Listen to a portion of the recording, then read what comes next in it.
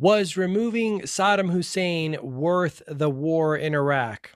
And we all know there are heavy costs, not only in people, but also in dollars, to all these wars that our government has been doing all over the world for a long time. This is an article from Al Jazeera. I'll put the link in the description down below. I chose this article because it may give us a different perspective. We certainly know what all of these magazines and newspapers and, commentary people say about it in the US. Not all of them. I mean, a while ago, I read an article from Mother Jones on my YouTube channel here about, it was very critical. I thought it was awesome. Basically it was a lie that took us into Iraq. And then you go and look at the Watson Institute and see that hundreds of thousands of people were either unalived or displaced or hurt badly.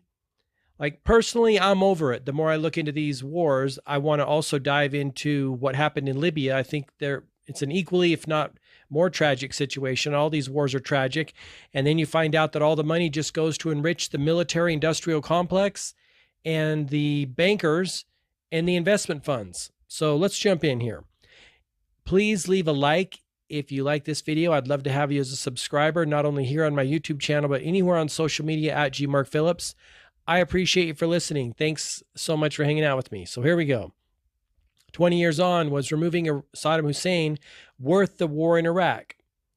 20 years after the U.S.-led invasion of Iraq, the effects of war and occupation still reverberate. This is an article from, when was this? 2023. Okay. Exactly 20 years ago, on March 20th, 2003, the United States launched a ground invasion of Iraq, promising to end the rule of President Saddam Hussein and destroy alleged weapons of mass destruction in the oil-rich country. Air operations had begun the night before, as U.S. President George W. Bush announced in a televised address. At this hour, American and coalition forces are in the early stages of military operations to disarm Iraq, to free its people, and to defend the world from grave danger. What we now know is that is a lie, right? There were no weapons of mass destruction. And what we also know, at least those of us who wanted to dig a little deeper, Iraq and also Libya were doing things that International Monetary Fund and private central bankers didn't like them doing, like talking about and or moving away from the petrodollar, right? I hope this article touches on that, because that's where the real rubber hits the road. And that's what I feel Americans need to really look at. We've been propagandized. We've been lied to. And the fact that we've been lied to and propagandized, that's not the bigger problem. The bigger problem is our brothers and sisters, fellow human beings around the world, have been unalived because of it. And that's the bigger problem. And that's why I'm done. Like, I'm done playing the little game of what the media says and what the government says. I'm super critical, as you probably can imagine if you follow my channel for any length of time. Let's continue. However, U.S. forces, mainly backed by troops from the United Kingdom, never found weapons of mass destruction. Of course they didn't, because it was a lie. And although Saddam was captured, tried, and hanged, the country remains deeply scarred by conflict, marred by economic devastation and political upheaval, and under the sway of Iranian and American influences, with more than 200,000 Iraqi civilians and 4,500 U.S. soldiers killed. See, that's what's unacceptable right there. That's total and complete bullshit. Thank you, George W. Bush. I have choice words for the man, but I won't say them here. And chaos and instability gripping the whole region as a result of the invasion.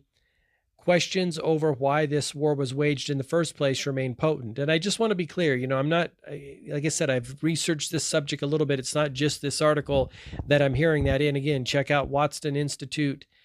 I think it's the Watson Institute. It's associated with one of the universities, and they have a costs of war project. It's horrific. As Abby Martin talks about, 4.5 million I can't remember whether it's unalived or displaced or both. That may be like the whole number of unalived, maimed, displaced, whatever else since Nueve/Uno.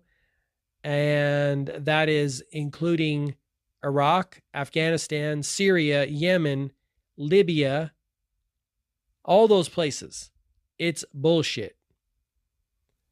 Let's see what we got here. There's a picture of U.S. President George W. Bush during a visit to the Pentagon in March 2003.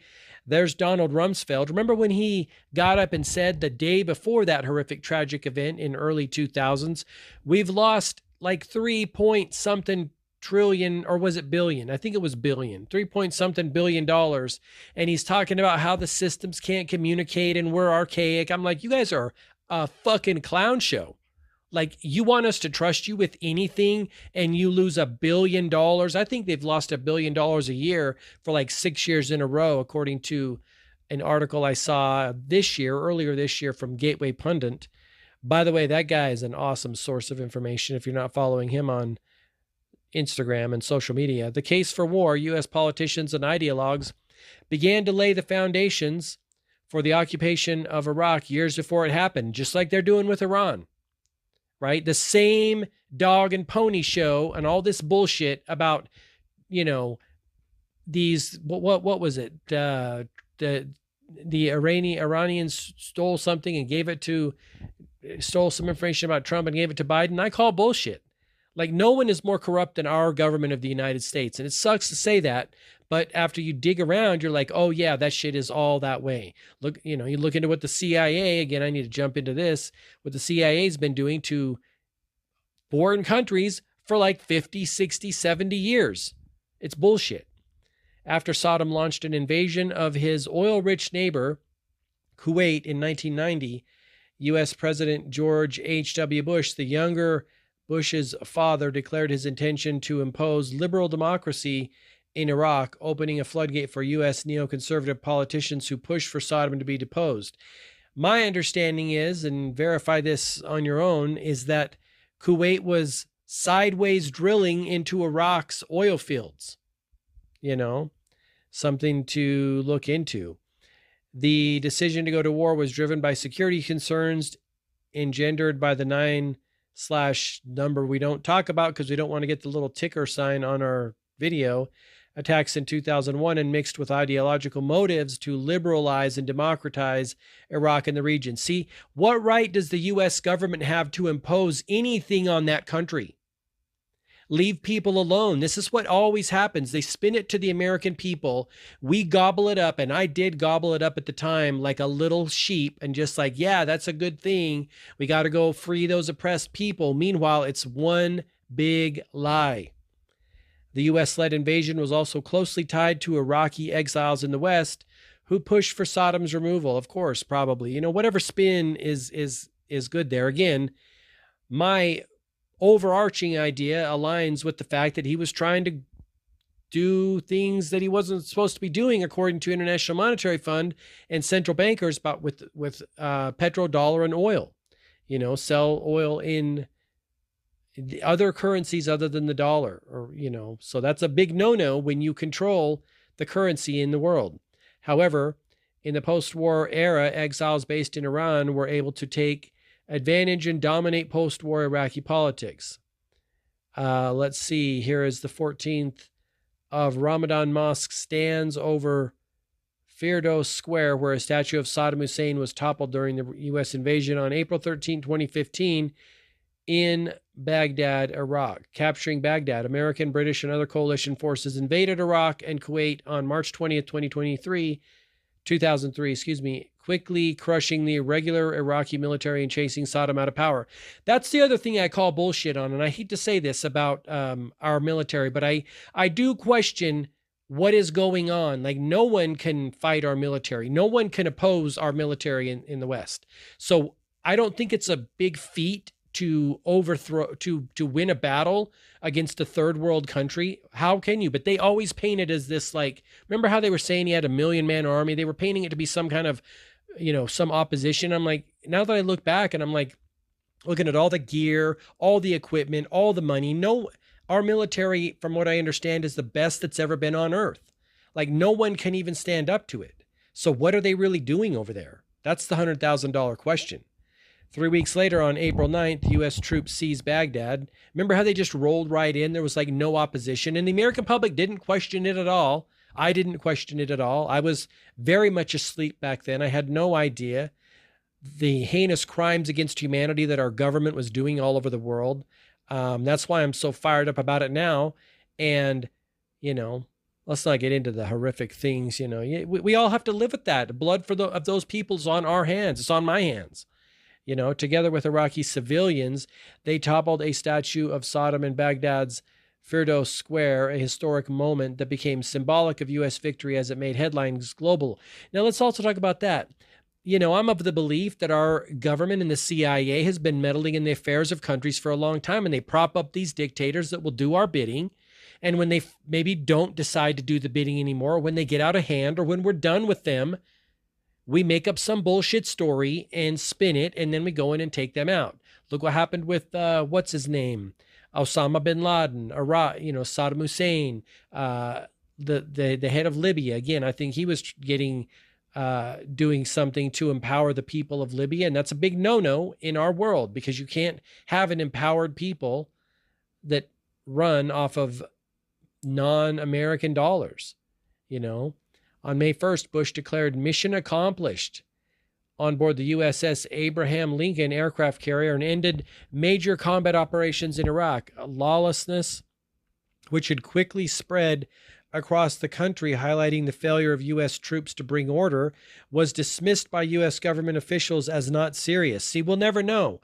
And also that happened to my knowledge in Afghanistan. And there was talk of us leaving our friends and allies who would work with us, Afghani allies, and being like, well, we're done here. We're moving on. The war machine's got a new mission. We're pulling out. Sorry, see ya, wouldn't want to be ya. And they went into hiding because they now are faced with probably horrific things being done to them because they took the side of the Americans, which our troops convinced them to do over 20 years, saying, we'll have your back. The USA, and again, I do not like saying it, I don't enjoy it, we're sons of bitches. Straight up sons of bitches. It doesn't give me pleasure to say it. Just looking at the facts, we are that. No weapons of mass destruction. Before the end of 2003, U.S. troops captured Saddam, who was hiding in a hole near his childhood home in Tikrit. He was later tried by an Iraqi court and executed for his role in mass killings and crimes against humanity. Again, I'm not saying he's a good guy, but I'm also saying the United States of America are not good guys. We're not good guys. The date chosen for his execution, December 30th, 2006, which also happened to be the first day of the Muslim festival of Eid al-Adha, has been controversial ever since. Shortly after Saddam's capture, the Bush administration conceded that its pre-war arguments about the presence of stockpiles of chemical, biological, and nuclear weapons in Iraq were unfounded. What a son of a bitch. That's awesome. Let's go in and disrupt a whole bunch of shit on an unfounded accusation. A presidential commission concluded in 2005 that U.S. intelligence on Iraqi WMD was completely flawed and not one bit of evidence was there. See, that's what I'm talking about. Spin. So here's the thing, like, fool me once, fool me 10,572 times. I'm not buying any more of their bullshit, right? Especially with Iran. Again, I don't know what's going on in Iran. I only know that our government is completely full of shit and liars and masters of deception, and I do not trust them one bit. The testimony and accounts of defectors and members of the Iraqi National Congress were ultimately found to be unsubstantiated accounts. So there it is again. Picture of Saddam Hussein. Transitional phase in May 2003, the head of the Coalition Provisional Authority, Paul Bremer, disbanded the Iraqi army and intelligence services and barred the long-ruling Ba'ath Party from participating in the government formation process. The decision alienated hundreds of thousands of trained men and created a security and governance vacuum in the country that devastated it for years. That is bullshit. We go in, we create massive chaos and disruption, and then we're just like, peace out. We're like, the karma that we have been sowing in the world for decades is tremendous, tremendous. And you know it's going to come back on us somehow, some way. It's wild what the United States of America has done to this world in the name of freedom and democracy, quote unquote, helping people. I'm about to roll out a short video on all of my platforms about Bill Clinton, Barack Obama, and of course, George W. Bush Jr. in their stupid little COVID ad when they're like, yeah, please go get that shit. And I think to myself, yeah, each one of these people has helped out humanity in their own way. And I mean, helped as in quotes. They've hurt humanity. Bill Clinton hurt humanity in Haiti. George Bush did it in Iraq, and Barack Obama did it in Libya. They're all a-holes of the highest order, if you ask me. You know, crimes against humanity. That's what they've committed. But of course, nothing will happen to them because we're the powerful superpower. They have the power. That's quickly changing. People are waking up, and I'm very happy to see it. That's why I share these articles, as you know, doing what I can to spread knowledge and information and help share information about who these people really are and what their agenda really is before it continues. I didn't used to know this. I didn't used to think this way. I had a huge awakening in COVID. Maybe you did too. The transition from U.S. to Iraqi rule in the mid-2000s saw the killing of tens of thousands of Iraqis, the launch of an al-Qaeda-led armed uprising, the outbreak of a sectarian civil war, and eventually the rise of ISIL/ISIS. See? They didn't solve problems. Again, back to what Ronald Reagan said. I think about this all the time. Governments don't solve problems, they create them. They create a potentially bigger problem. Elections, sectarian violence. In the aftermath of the fall of Saddam, who was accused of sectarian oppression against Iraq's Shia and Kurdish groups, the Provisional Authority was preoccupied with creating an ethno-sectarian balance in the country. It used the Muhassasa, that's an interesting, Muhassasa, or sectarian quote system to select Iraq's first post-2003 governing body, the Iraq Governing Council, IGC, and provide proportional government representation among the country's Shia, Sunni, and Kurdish groups. You know, it's always the people that suffer, just like in America, when our politicians do stupid shit. The people suffer, right? It's unfathomable. And another reason I share this information is because I shared a video on my social media at GMarkPhillips of Abby Martin talking about the fact that as Americans, we have a moral and ethical obligations to fight this shit, to expose this evil, to do what we can to stop our government from doing this shit. Because we are living in the empire. We are children of the empire, as she said. And I think that's true. No more turning a blind eye. Like I said, the karma that's racked up on behalf of Americans of the crimes against humanity that our government has created all over the world. And ultimately, we are accomplices in those crimes against humanity. That bill's going to come due. Nothing goes unpunished in this world, you know. While the system gave political and economic power to parties that came to dominate Iraqi politics post-2003, one of the major ills of the Muhassasa system was how it deepened sectarian divisions. Of course it did. I mean, it's a government idea. Why would he do anything else? It's bullshit. You know, heaven forbid let the people sort it out. But no, the United States has to step in and be big kid on the block and quote unquote fix the problem, which actually makes it worse, which continue to reverberate through Iraq and the region until today. Despite outbursts of violence, Iraqis voted for their first full-term government in 2005, giving the Shia majority control of parliament under the governing system adopted after the introduction of a new constitution in 2005. The prime minister was a member of the Shia Muslim majority. The speaker of Sunni in the largely ceremonial role of president was held by a Kurd. Let's also interject what we know about Ukraine and the meddling that the State Department under Victoria Nuland did in Ukraine, right? Robert F. Kennedy Jr. talks extensively about this. Our government doesn't ever give these people freedom. That's a total lie. They are always have their sticky little fat fingers in their business and affairs. So that because our government wants to control everything, because the people our government works for wants to control everything, which is the bankers, right? They want Again, I can't go into what I really fully think of them because it would be inappropriate, but I do not like them at all. The first prime minister, Nouri al-Maliki, who dominated Iraqi politics for years, excuse me, had close ties to Tehran and links to armed militias. His government was in power during an era of sectarian and authoritarian policies. The failure of successive governments to strike an accord with Iraq's Sunni population and the presence of corrupt and ineffective state institutions were key factors in the rise of sectarian violence across the country. Sunni rebellions intensified in Anbar and Fallujah as violence by followers of Shia religious leader Muqtada al-Sadr surged in the south. Some suggest that a heavy-handed security response in Sunni areas radicalized many of the community, some of whom then supported ISIL. Others say that some Sunni could never accept that they no longer dominated Iraq as they did under Saddam. ISIL strengthened his grip as the withdrawal of U.S. troops in 2011 left a security void in the region. It eventually declared a so-called caliphate over large swaths of the country in 2014 before being largely defeated by 2017 after a grueling military campaign once again involving the U.S. Son of a bitch. So this is a picture of, again, there's John Kerry, that little weasel. U.S. Secretary of State John Kerry meets Iraqi Prime Minister Nouri al-Maliki in Baghdad. Uncertainty prevails. In October 2019, the largest protest movement in post-2003 Iraq unseated the government and forced parliament to adopt a new electoral law.